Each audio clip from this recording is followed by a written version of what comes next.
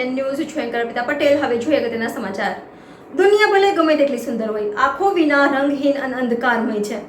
અંધત્વ નિવારણ અને જનજાગૃતિના ઉદ્દેશ્ય સાથે એસવીએનએમ ટ્રસ્ટ દ્વારા ઇન્ડોર સ્ટેડિયમ ખાતે ઉજિયાલા કાર્યક્રમ યોજાયો।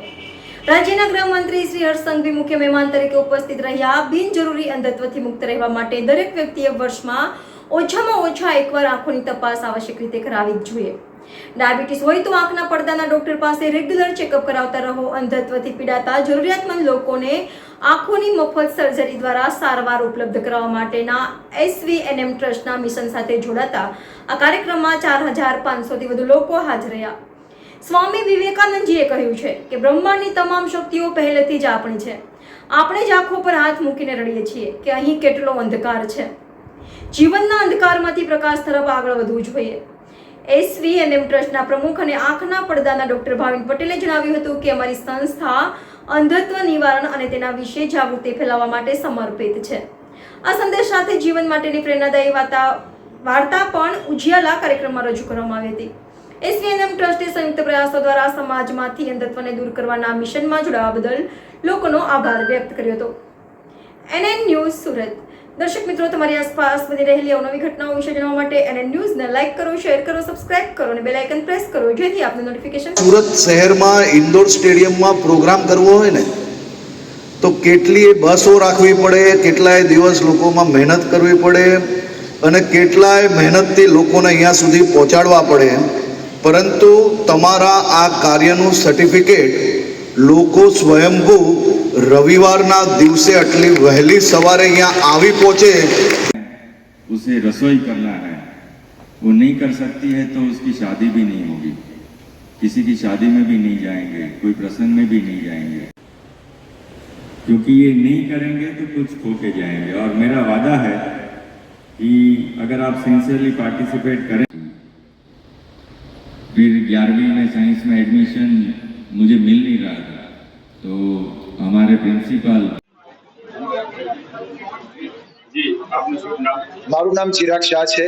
સ્વામી વિવેકાનંદ નેત્ર મંદિર તરફથી થઈ રહેલા આ ઉજિયાલા પ્રોગ્રામમાં જે કામ થઈ રહ્યું છે, આજે આ ટ્રસ્ટ સમાજના છેવાડાના લોકો સુધી કેવી રીતે પહોંચી અને જે લોકો સુધી સારવાર નથી પહોંચતી એવા ભારતમાં 1 કરોડ અને ગુજરાતમાં લગભગ 6 લાખ લોકો છે જે બિલકુલ અંધ થઈ ચૂક્યા છે અને દિવસે દિવસે આ સંખ્યા વધી રહી છે।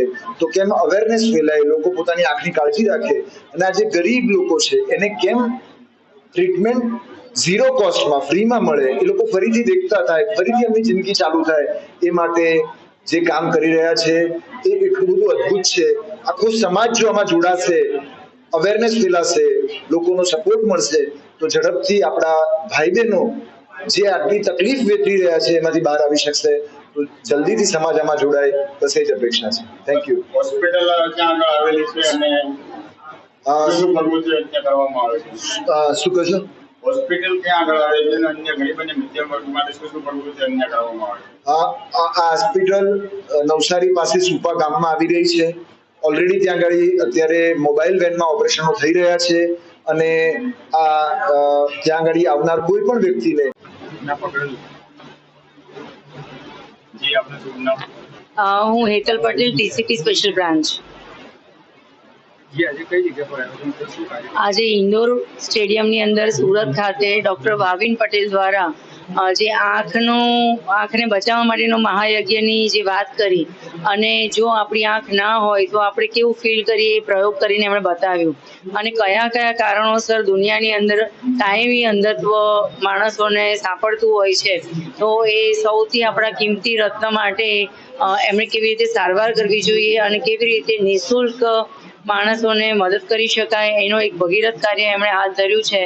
તો એની અંદર આપણે સહભાગી બનવા માટે પૂરતો પ્રયત્ન કરવો જોઈએ એવું મારું સ્પષ્ટપણે માનવું છે। મારું નામ ડોક્ટર ભાવિન ભુવા છે અને હું સ્વામી વિવેકાનંદ નેત્ર મંદિર ટ્રસ્ટ સાથે જોડાયેલો છું। આજનો આ કાર્યક્રમનું નામ છે ઉજિયાલા। આ ઇવેન્ટ ખુશિયા ગ્રુપ તેમજ સ્વામી વિવેકાનંદ નેત્ર મંદિર ટ્રસ્ટ દ્વારા કરવામાં આવેલી છે।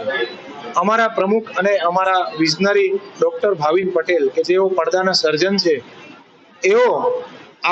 એમને એક સ્વપ્ન હતું કે આપણે ગુજરાત અને દુનિયામાંથી આપણે જે 80% બ્લાઇન્ડનેસ છે જે પ્રિવેન્ટ કરી શકાય છે એ માટે કામ કરવું અને જરૂરતમંદ અને ગરીબ દર્દીઓની આ પ્રકારમાં સેવા કરવી, એમના ઉદ્દેશ્યથી અમે લોકો જોડાયા અને પાછલા વર્ષમાં અમારા ટ્રસ્ટ દ્વારા લગભગ 7,000 થી વધારે ફ્રી સર્જરી 0 કોસ્ટ દ્વારા આવા દર્દીઓની કરવામાં આવી.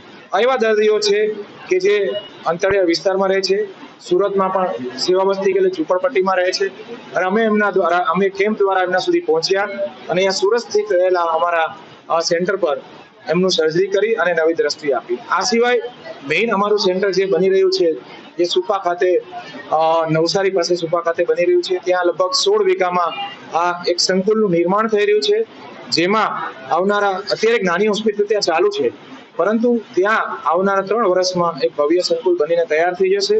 ત્યાં લગભગ દરરોજના 2,000 વ્યક્તિઓ પેશન્ટો આવશે અને એનું સારવાર થશે. એ સિવાય ત્યાં ઓપ્થેલ્મિક કોલેજ, નર્સિંગ કોલેજ અને ઓપ્ટોમેટ્રી કોલેજનું પણ નિર્માણ થશે. જે લોકો અંધ થઈ ગયા છે એ લોકોને સ્કિલ મળે, એ લોકો કંઈક પગભર થઈ શકે એવી આપણે ત્યાં સ્કિલ બેઝ એમને ટ્રેનિંગ બી આપવામાં આવશે. આ